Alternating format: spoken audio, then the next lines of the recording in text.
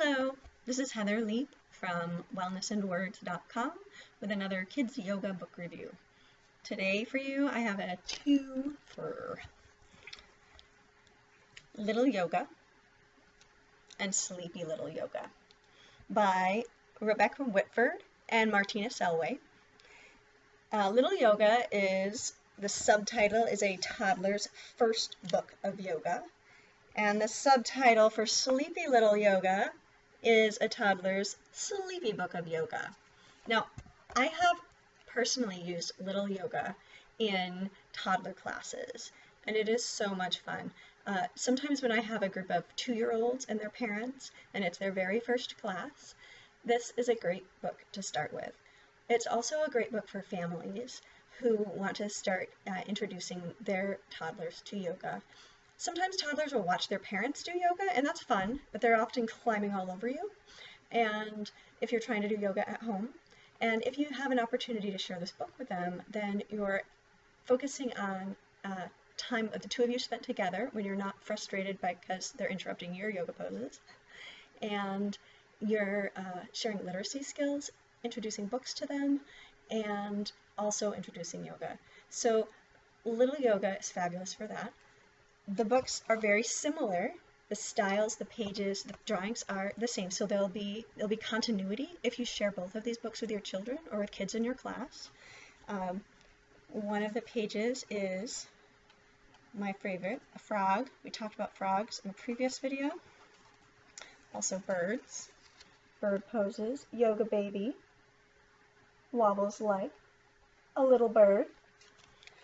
So the pictures are adorable, really appealing to small children, and as I said in the previous video, I like to bring out stuffed animals for some of the animals to share with the kids, and you can also play songs, children's music that relates to the animals. The Sleepy Little Yoga book, the poses are a little less energetic, so whereas you get to hop like a frog in the Little Yoga book that's more active, the Sleepy Little Yoga book, the poses are a little bit slowing you down a little bit, so that you finish up with yoga baby floating down like a moth. Things like this would be feet to sky or legs up the wall pose to an adult, or seaweed pose with older children, but in this book you're a little bear cub with the feet to sky. So they're all sort of grounding you down and slowing down and getting you laying down. So one way to use these books that I think would be a great idea is to start with this one. If you have more time, if it's bedtime, this is a great book.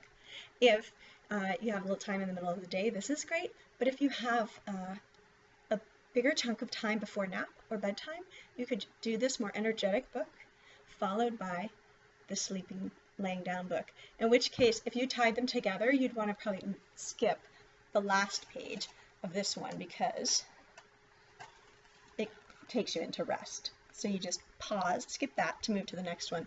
The other thing that's super about these books is it has a note to parents at the back. Practice tips.